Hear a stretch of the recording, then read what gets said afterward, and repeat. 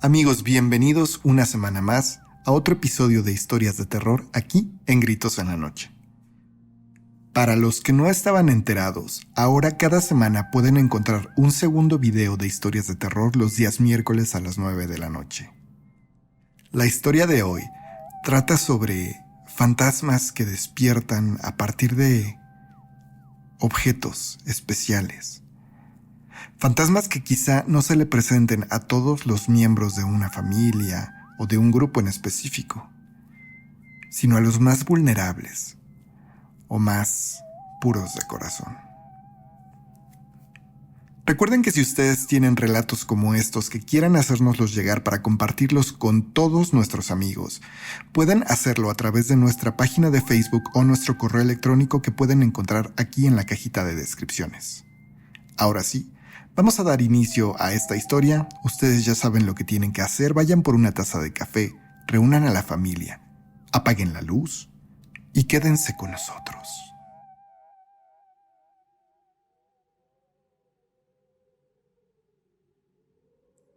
Llegamos a vivir a este departamento en el 93, cuando tenía yo 9 años.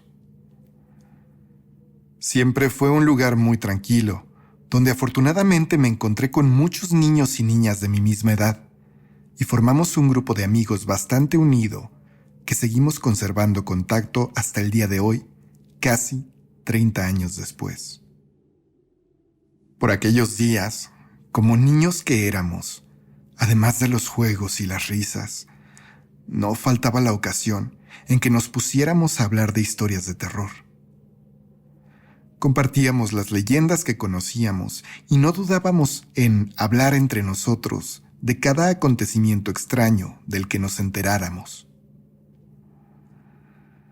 Supongo muchas de aquellas historias eran inventadas. Y no es que esté restando credibilidad a mis amigos, pero algunas de esas anécdotas eran francamente descabelladas, como que se les aparecía Freddy Krueger o Chucky, lo cual, ahora como adulto, confirmo que seguramente era únicamente una respuesta a la necesidad de competir en el quién tenía la historia de terror más sorprendente. Sin embargo, las historias que recibían menos atención siempre fueron las de dos amigos, hermanos de 9 y 11 años. Las cosas que pasaban en su casa sonaban hasta cierto punto simples, pero tenían una peculiaridad.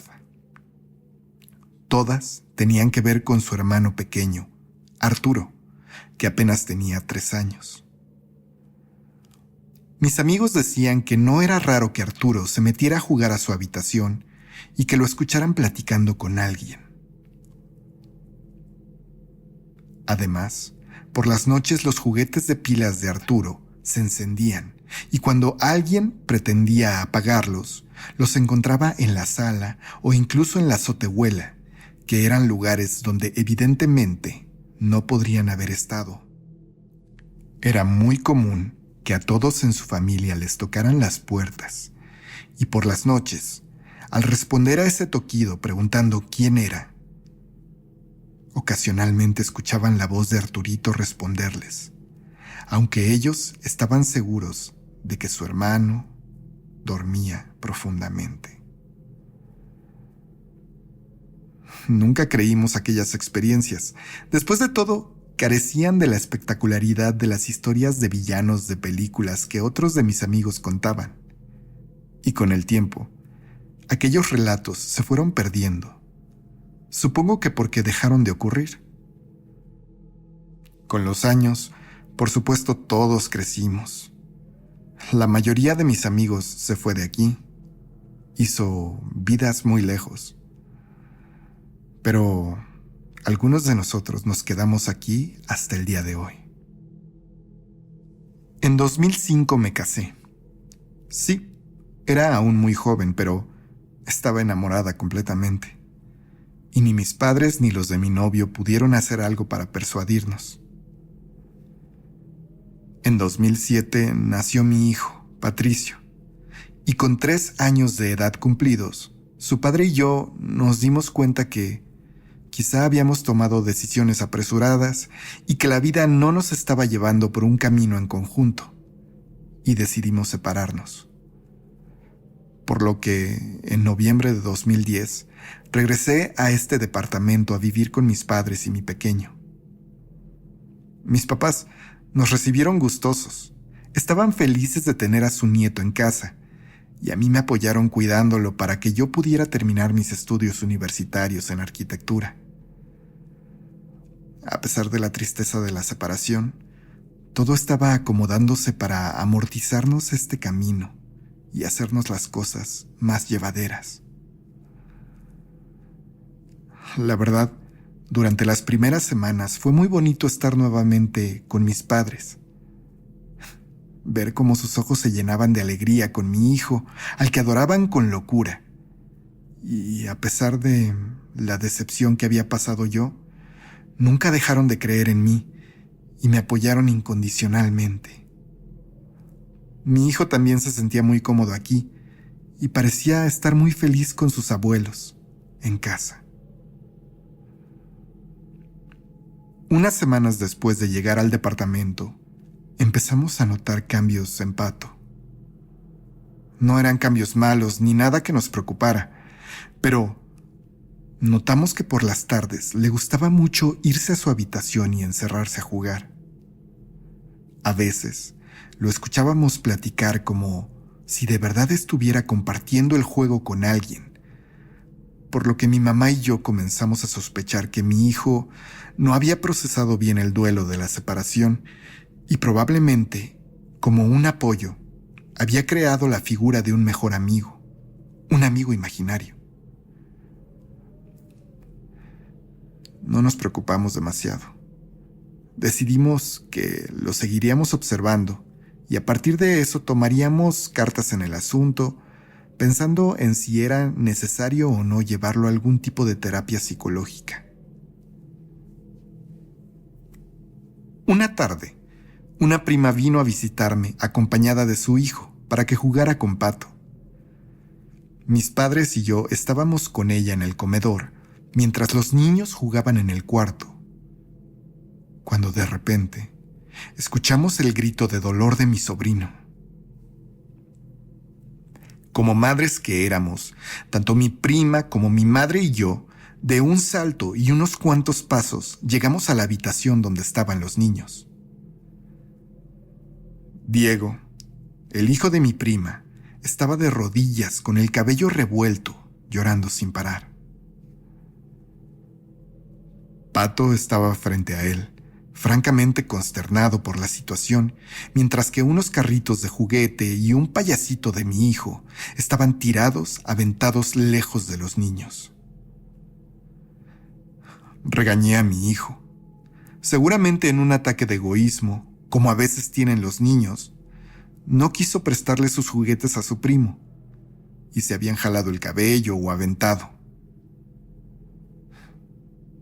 Mi hijo, por supuesto, dijo que él no había sido, y yo, en aquel momento, alterada, no escuché razones, y lo levanté del piso regañándolo mientras Diego no dejaba de llorar.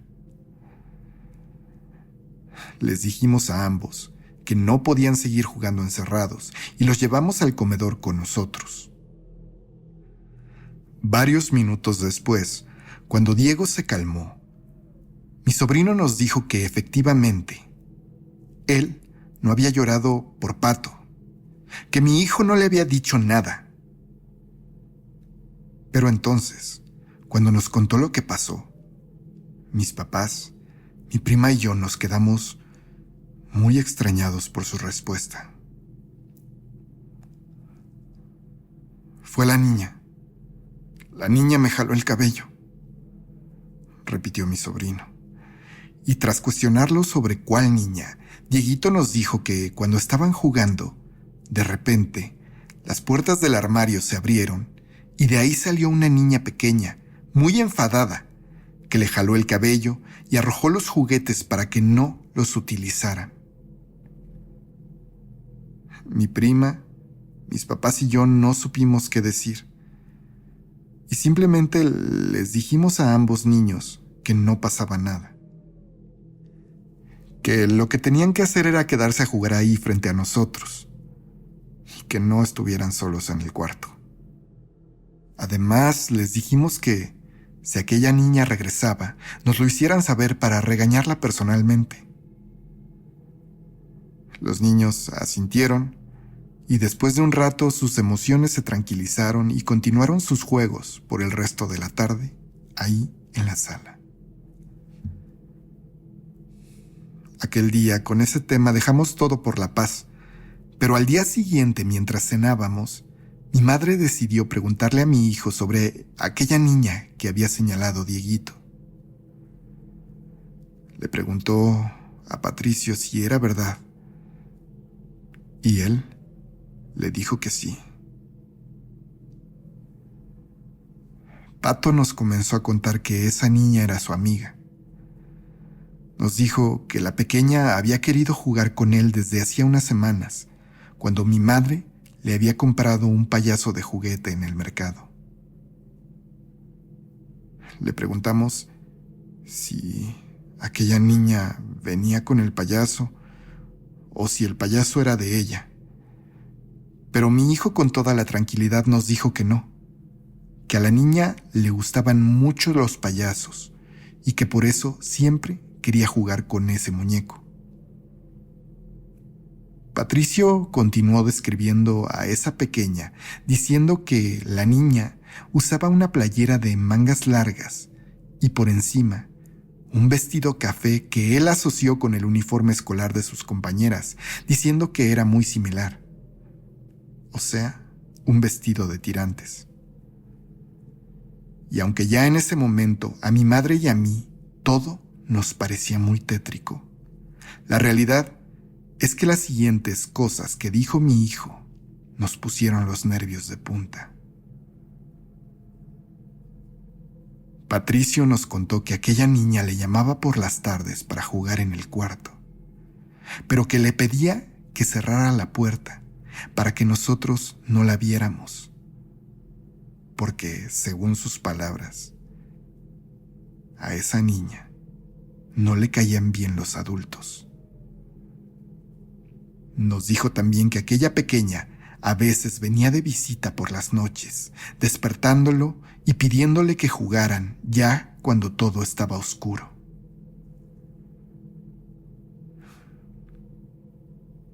Lo que más nos confundió y nos aterró es que nos dijo que aquella niña siempre salía del armario, como si viviera ahí. Pero a veces cuando él quería hablar con ella y esta pequeña no aparecía, era porque, según las palabras de esa niña, estaba escondiéndose de su mamá, que estaba muy enojada. Él nunca había visto a la madre de aquella pequeña, pero sí la había escuchado en las noches, moviendo cosas en la cocina o en la sala. Mi madre y yo nos volteamos a ver, confundidas y francamente asustadas.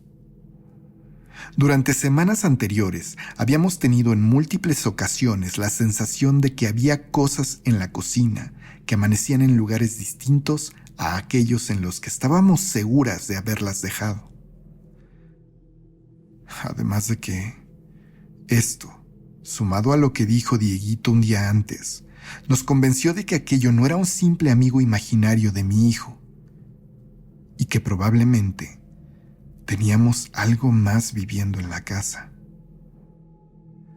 A ambas nos consternó también que aquella presencia buscara a mi hijo de noche y que incluso lo despertara de su sueño. Por lo que mi madre le dijo a mi hijo que si aquella niña intentaba llevárselo o hacerlo que entrara en el armario, nos gritara en cualquier momento para impedírselo, ya que era muy importante que no se fuera con ella. Después de todo aquello y sin saber qué era real y qué era parte de una fantasía infantil, esa noche no quise arriesgarme, y me llevé a mi hijo a dormir conmigo.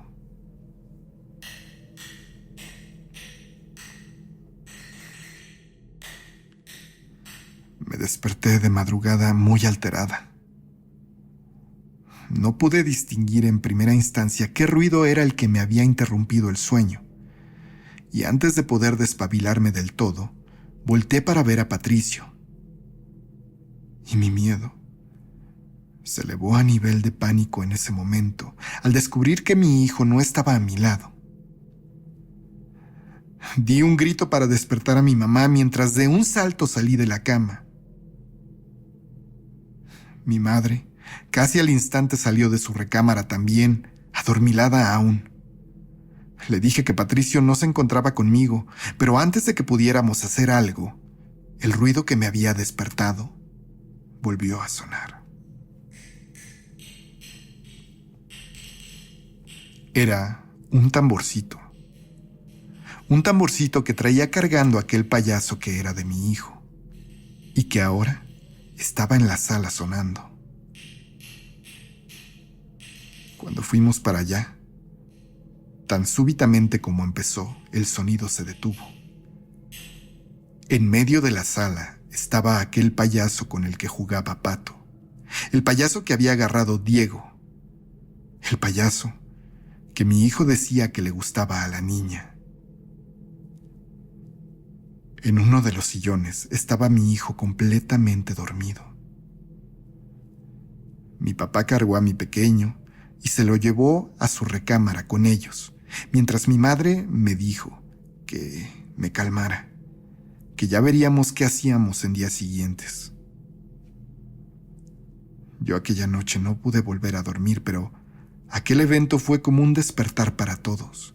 Fue como si a partir de ese día, aquella presencia que estaba en la casa decidiera que tenía permiso para aparecer libremente frente a cualquier miembro de la familia y para molestarnos por igual a cada uno de nosotros.